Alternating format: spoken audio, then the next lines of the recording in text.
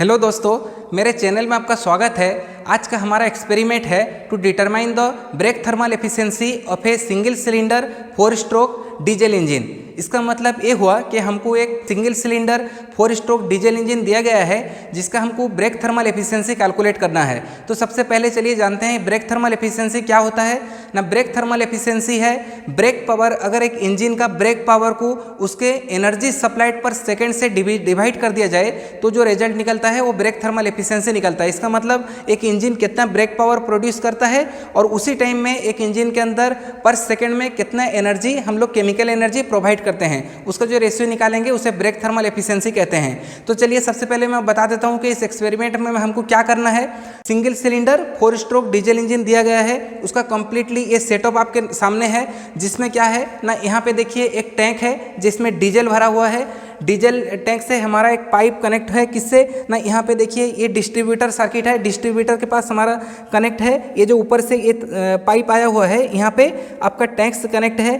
अगर यहाँ देखिए यहाँ से एक पाइप इंजन को गया है और यहाँ एक पाइप इस ब्यूरेट के पास आया हुआ है। अगर आप ब्यूरेट को ऑफ कर देंगे तो आपका जो फ्यूल्स और ऊपर का जो सिलेंडर से जो पाइप है अगर उसको ऑन कर देंगे तो फ्यूल सप्लाई डायरेक्टली इंजन को होगा। अगर उसी तरह अगर आप ऊपर का जो सप्लाई टैंक का सप्लाई ऑफ कर देंगे और ब्यूरेट सप्लाई ऑन कर देंगे तो फ्यूल जो सप्लाई होगा वो ब्यूरेट से इंजन को होगा। ये क्यों ना, ये हमको जब चाहिए कि इंजन कितना फ्यूल कंजप्शन करता है उस वक्त हम क्या करेंगे ना, ब्यूरेट से सप्लाई करेंगे ताकि हम लोग मेजर कर सकें कि ब्यूरेट में एक पार्टिकुलर सेकंड में कितना फ्यूल कंजप्शन होता है।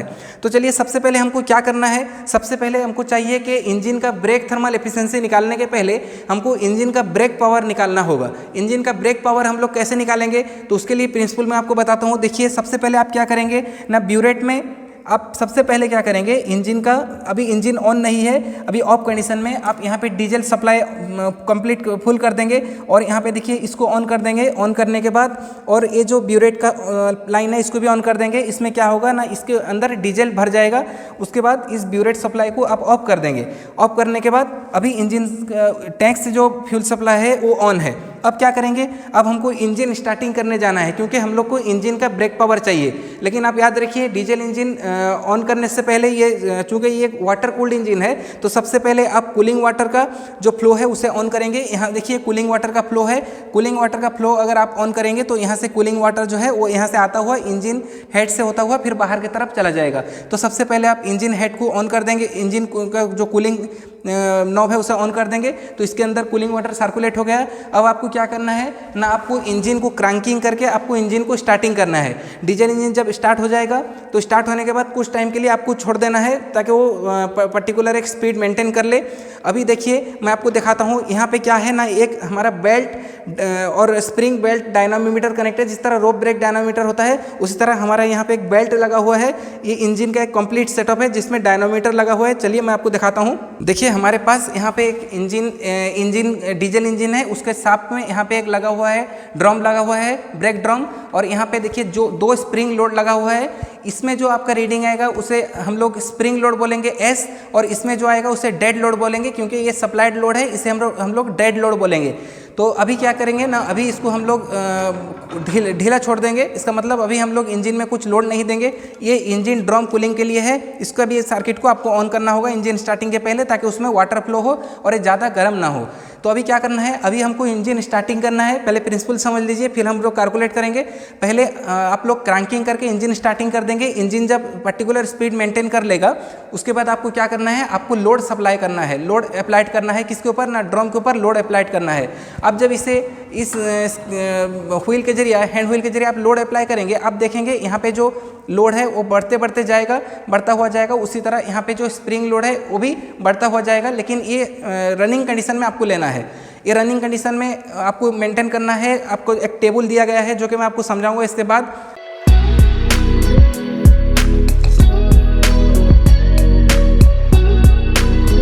देखिए आपका इंजन, ये जो ड्रम है, ड्रम कितने स्पीड से रोटेट करता है उसके लिए आपको लेने के लिए आपको चाहिए एक टाकोमीटर चाहिए। इस तरह एक डिजिटल टाकोमीटर चाहिए जिसमें आपको आरपीएम में सेट करना है।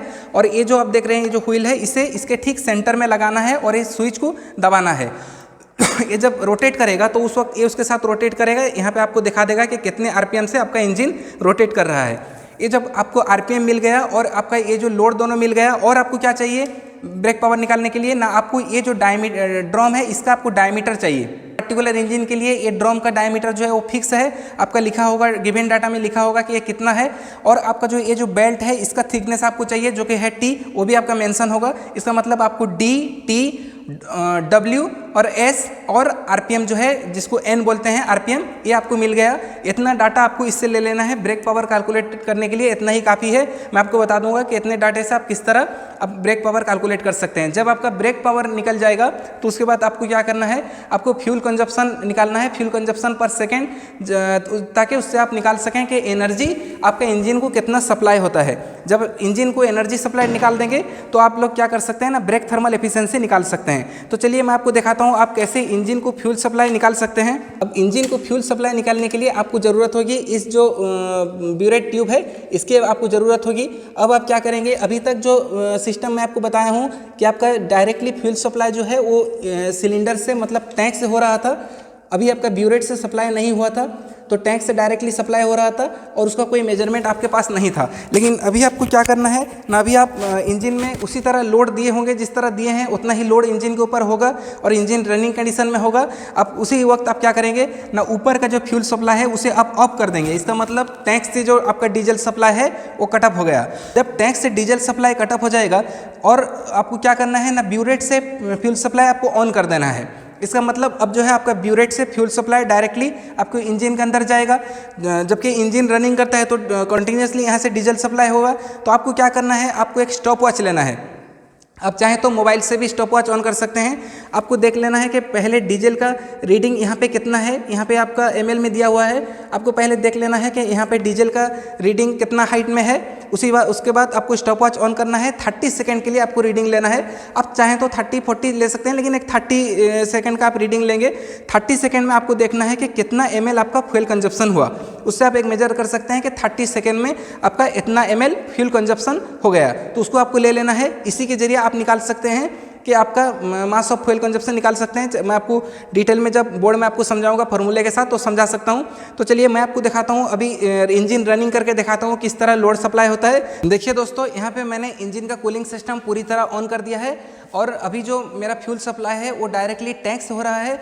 और यहाँ पे जो व्हील है, हैंड व्हील, देखिए मैं इसे ढीला कर दिया हूँ ताकि इंजन के ड्रम के ऊपर कोई भी लोड ना हो। अब मैं क्या करूँगा ना, आप इंजन को क्रैंकिंग करूँगा। ये देखिए क्रैंक है, इस क्रैंक के जरिए मैं इंजन को क्रैंकिंग करके इंजन अब स्टार्टिंग करूँगा। इंजन को आप क्रैंकिंग कैसे करेंगे उसमें भी टेक्निक होता है।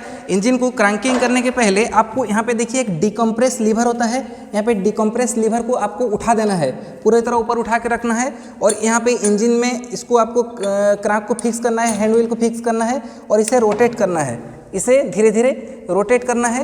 ये जब एक पर्टिकुलर स्पीड ले जाएगा, जब एक पर्टिकुलर स्पीड अटेन कर लेगा, मतलब आपको अब लगेगा कि आप स्पीड हो गया, तो अब उसी वक्त आपको डिकम्प्रेस लीवर को डाल देना है और इसको इससे डिटैच कर देना है ताकि आपका इंजन स्टार्ट हो जाए। लेकिन आप ध्यान रखिएगा कि ये चीज़ निकलने में भी प्रॉब्लम होता है कि एक एक वक्त क्या होता है, ये लग के रह जाता है, जो कि बहुत ही डेंजर है। देखिए दोस्तों, हमको यहाँ पे क्या डिटरमाइन करना था, determine the brake thermal efficiency of a single cylinder diesel engine. Single cylinder 4 stroke diesel engine था, तो इसके लिए हमको क्या चाहिए ना, हमको चाहिए था ब्रेक थर्मल एफिशिएंसी। इसका मतलब है इट्टा BTH हमको कैलकुलेट करना है, जो कि है brake power divided by mass of fuel consumption per second into calorific value of that fuel, that is the diesel, into 100, यानी परसेंटेज में निकलेगा।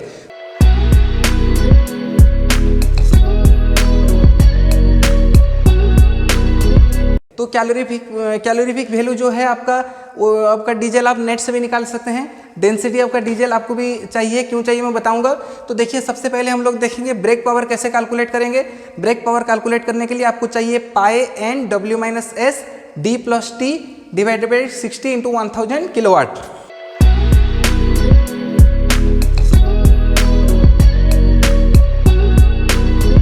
तो आपको क्या करना है ना, यहाँ पे आपको एन चाहिए। तो यहाँ पे देखिए, ये जो टेबल है, हम लोग जब इंजन स्टार्टिंग किए होंगे, डेड लोड हम लोग जो लोड मतलब डेड लोड हम लोग जो अप्लाइड लोड था वो डब्ल्यू डेड लोड लिए हैं, स्प्रिंग लोड जो वो सब केजी में लिए हैं, एस केजी में लिए हैं, डब्ल्यू भी केजी में लिए हैं, आरपीएम जो है रोटेशन पर मिनट में लिए हैं और यहाँ पे फ्यूल कंजप्शन जो है एमएल में लिए हैं। तो अभी क्या करना है ना, अभी जो हमको यहाँ पे W और S पुट करना है ये हमको न्यूटन में पुट करना है। तो हम लोग जानते हैं कि न्यूटन में पुट करने के लिए हमको क्या करना होगा, 9.81 उसमें मल्टीप्लाई करना होगा। मल्टीप्लाई जब कर देंगे तो वो क्या हो जाएगा, न्यूटन में कन्वर्ट हो जाएगा। तो इसके बाद हमको D जो है हमको मीटर में पुट करना है, डायमीटर और जो थिकनेस ऑफ द बेल्ट जो गिवन होगा उसको हमको पुट कर देना है। उसके बाद यहाँ पे जो RPM है इसको पुट करके हम लोग यहाँ से किलोवाट में निकाल सकते हैं ब्रेक पावर। ब्रेक पावर जब हमको मिल गया, ब्रेक यहाँ पे ले जाएंगे हम लोग, brake power by mass of fuel consumption into CV into 100। तो यहाँ पे हम लोग मास ऑफ फ्यूल कंजप्शन कैसे निकालेंगे ना, देखिए हमारा जो था volume of fuel consumption in 30 second में सपोज हम लोग का x ml हुआ था, तो उसी तरह अब पर सेकेंड में कैसे होगा, x/30 निकाल सकते हैं। तो जो वॉल्यूम आपका निकला इसको हमको मास में कन्वर्ट करना है। जैसे कि हमको पता है कि किसी भी चीज़ को अगर आपको वॉल्यूम मिल जाए तो उसको मास में कन्वर्ट करना हो तो आप डेंसिटी का फार्मूला ले सकते हैं, क्योंकि डेंसिटी है मास अपन वॉल्यूम। इसका मतलब मास अगर आपको चाहिए तो डेंसिटी इनको वॉल्यूम कर सकते हैं। जबकि हमको डीजल का डेंसिटी पता है, हम लोग क्या करेंगे ना, डीजल के डेंसिटी के साथ ये जितना volume of fuel consumption multiply जब कर देंगे हमारा मास ऑफ फ्यूल कंजप्शन निकल जाएगा।